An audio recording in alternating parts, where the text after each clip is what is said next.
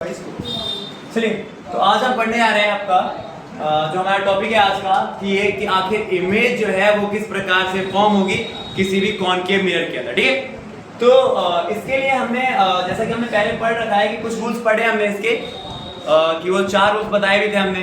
एक बार मैं उसके रिवाइज भी करवाता हूँ कि वो 4 रूल्स थे क्या। तो वो 4 रूल्स इस प्रकार से थे ना कि जब इंसिडेंट रे यानी कि जब भी कोई इंसिडेंट रे पैरेलल जाती है किसके, जब भी कोई इंसिडेंट रे पैरेलल जाती है प्रिंसिपल एक्सिस के, तो रिफ्लेक्ट होने के बाद वो कहां से गुजरती है, फोकस से।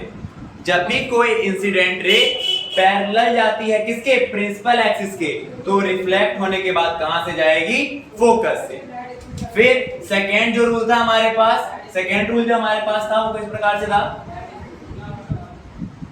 सेकेंड रूल जो था हमारे पास कि ये C हो गया, ये F है फोकस, ये पोल है हमारे पास। सेकेंड रूल क्या कहता था हमारे पास कि अगर कोई रेज फोकस से पास होगी, फोकस से ट्रेवल कर रही है, तो वो आफ्टर रिफ्लेक्शन के बाद क्या हो जाएगी, पैरेलल हो जाएगी प्रिंसिपल एक्सिस के। सुनाया। जो हमारा फर्स्ट रूल था वो कहता है क्या कि अगर कोई इंसिडेंट रे पैरेलल जाएगी प्रिंसिपल एक्सिस के, तो रिफ्लेक्शन होने के बाद कहां से गुजरेगी, फोकस से। और जो सेकेंड रूल था वो क्या कहता है कि अगर कोई रेज हमारी फोकस से पास हो रही है, देन आफ्टर रिफ्लेक्शन होने के बाद वो क्या होगी, प्रिंसिपल एक्सिस के पैरेलल हो जाएगी। ठीक है, ऐसे हमारा जो थर्ड रूल था वो क्या कहता है, जो थर्ड रूल था हमारा ये कहता है कि जैसे हमारा सेंटर ऑफ कर्वेचर हो गया, ये फोकस हो गया और ये पोल हो गया। जो थर्ड रूल कहता है कि अगर कोई इंसिडेंट रे, अगर कोई आपतित किरण जो है C से पास हो रहा है, यानी सेंटर ऑफ कर्वेचर से पास हो रहा है, देन आफ्टर रिफ्लेक्शन के बाद भी वो कहां से जाएगा, C से जाएगा। सुना गया। फर्स्ट रूल क्या कि अगर जाएगी parallel, then after reflection focus से, और अगर वो जाएगी फोकस से, देन आफ्टर रिफ्लेक्शन पैरेलल हो जाएगी। और तीसरा रूल क्या है हमारे पास कि अगर कोई रेज सेंटर ऑफ कर्वेचर से पास हो रही है, देन आफ्टर रिफ्लेक्शन भी वो सेंटर ऑफ कर्वेचर से ही जाएगी। ओके, और जो लास्ट रूल था हमारे पास वो क्या कहता था कि ये हो गया हमारे पास सेंटर ऑफ कर्वेचर, ये हो गया फोकस और ये हो गया पोल।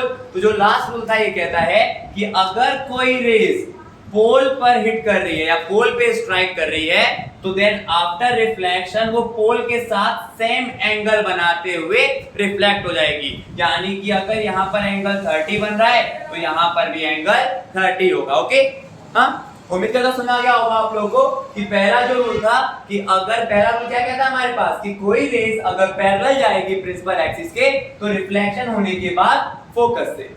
देन जो सेकेंड रूल है हमारे पास ये क्या कहता है कि अगर कोई रेज पास हो रही है फोकस से, तो आफ्टर रिफ्लेक्शन पैरेलल हो जाएगी।